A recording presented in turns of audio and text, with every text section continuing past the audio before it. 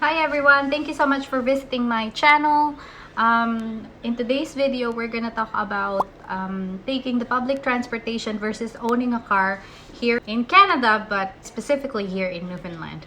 As you would notice, I am gonna try to speak in English, as I do have other viewers that cannot understand or don't speak Tagalog, so I will try my best.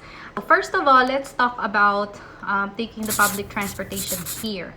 So here in Newfoundland or in St. John's, there is a government-run bus system that is called Metro Bus.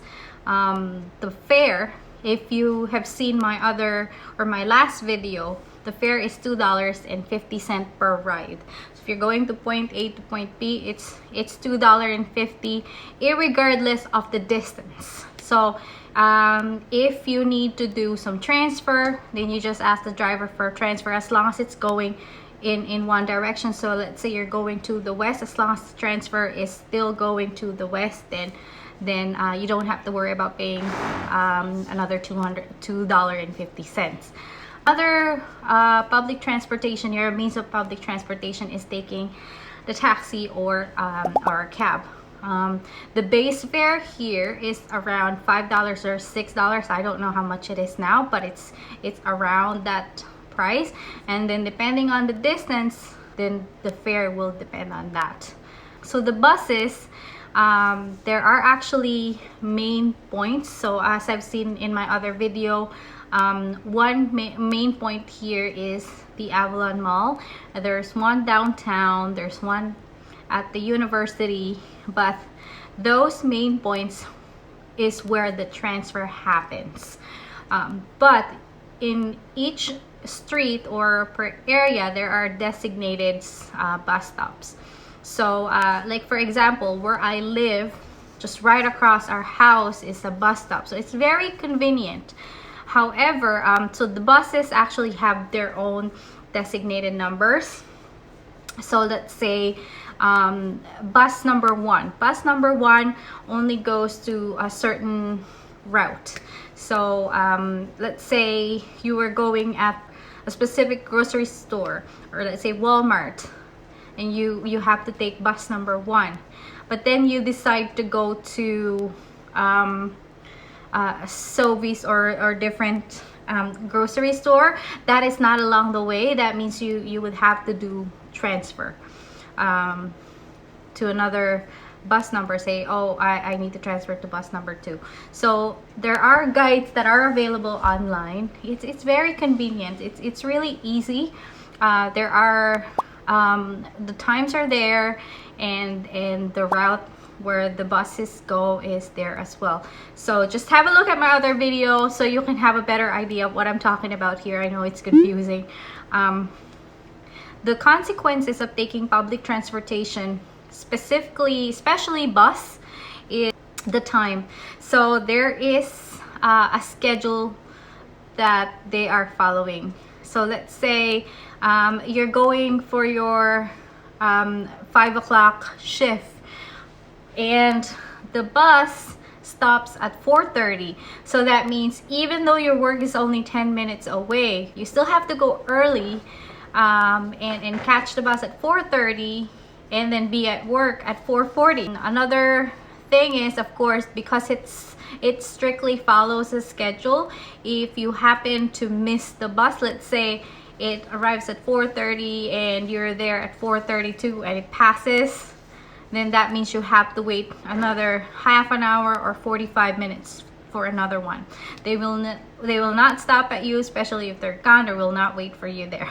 So that's one of the consequences. And of course, because they follow strict schedule, another thing to watch out for when you are taking the bus is the time frame of your travel, because sometimes what can take up to 10 minutes drive by your own vehicle can take probably 20 or 30 minutes or maybe longer if you take the public transportation, because they follow a route. So they go to all the streets that they have to go to in order to go to that main point. Unfortunately, there's no shortcut.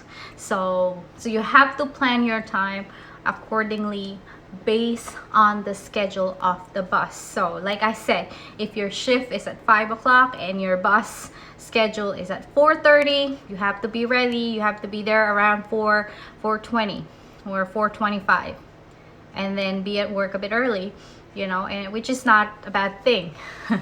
Another thing, of course, another cons is that when you're doing groceries and you bought a lot of things and there's a lot of bags, it's very difficult to carry all those stuff, especially us. We like to eat rice every day, 3 times a day, and the sacks of rice, most of the time the most value pack are the 8 kilogram pack.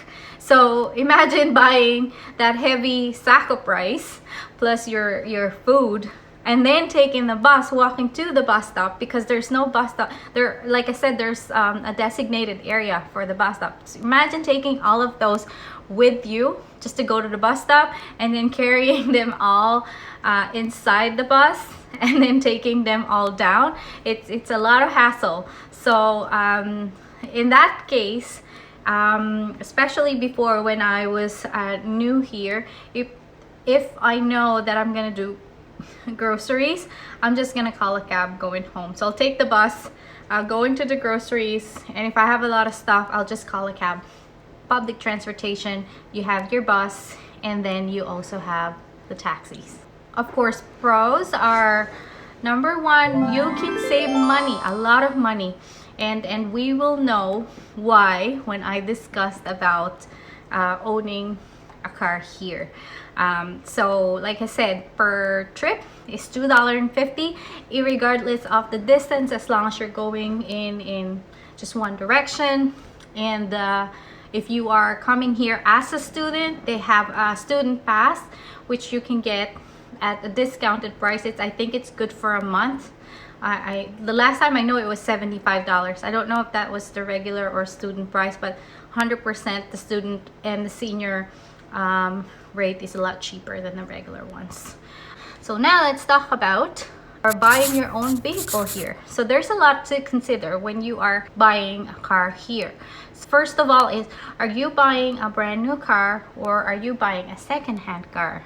So in my own experience, I actually used the public transportation on my first 3 or 4 years here, and then after I decided to get a vehicle, and I got a second-hand one.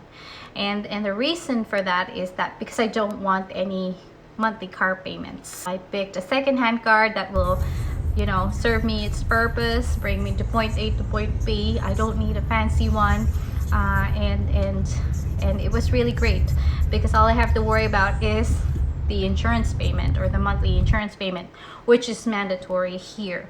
For a brand new car, we can talk about that later briefly, but if you want me to go deeper with buying a new car, you can let me know.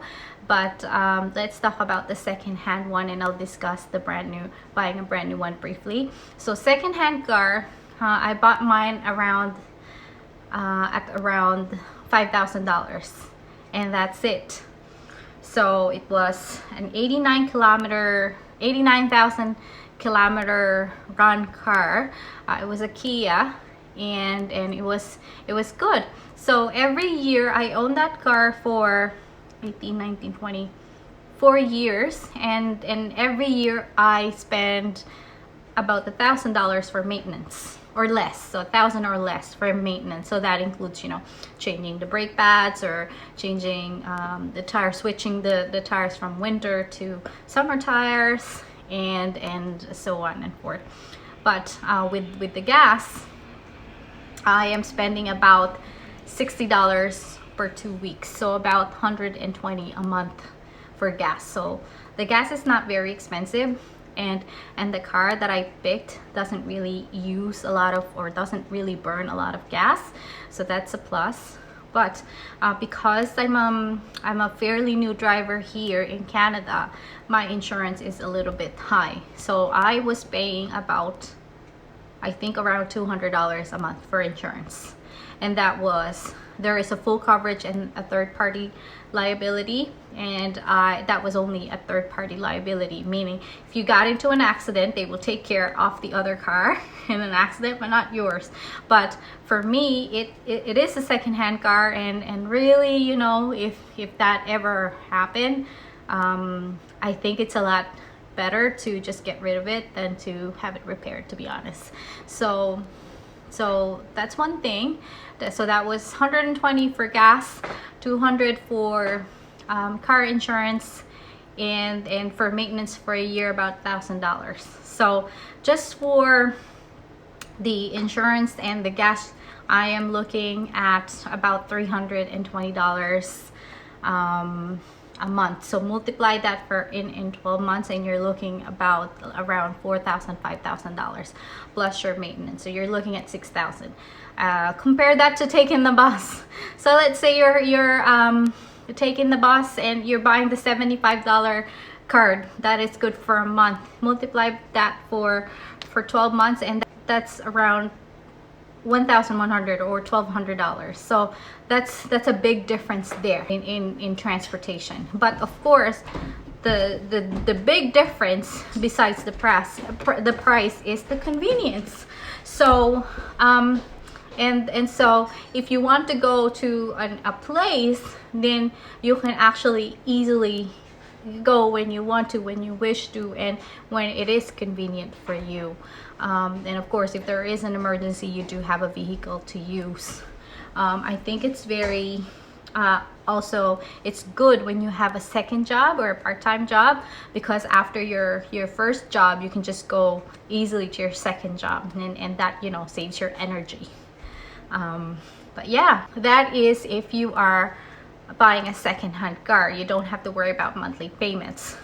If you're buying a new car, then that means you will be tied up, and then you will be obligated, depending on your down payment, you will be obligated, or you have an obligation to pay monthly payments. So let's say you bought a 2021 car, and car payments are about $500 a month. So imagine that the gas, insurance, and the monthly payment, that's easily $1,000 a month for you. So of course, when you are buying a brand new car, you have to look at your budget to see if that is something that will fit not only your needs but also your budget. So there are pros and cons on both, but I hope that helped you. If you have any question, you let me know. I know that there's someone that asked how to get a license here in St. John's, Newfoundland, or a driver's license. We will discuss about that as well. And also, I do have a clip. So in the winter, so there are cars that has 4 seasons tire, but if you're me, like my old car, I have to actually change the tires every season. So I have to change it from summer to winter, you know, and then vice versa.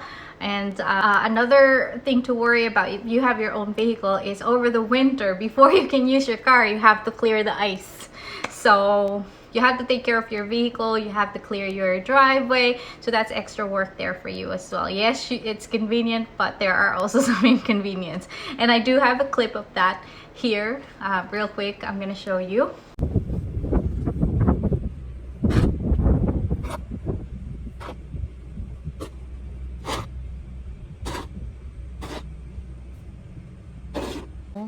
Kailangan nyo ring i-clear yung driveway para makapasok naman yung sasakyan.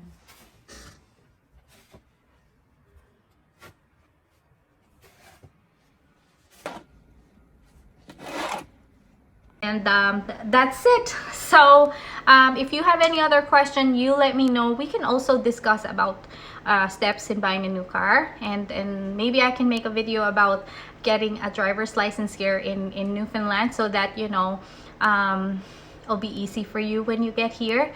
Just let me know. Anyway, I hope you have a great week, and thank you so much for watching. Bye.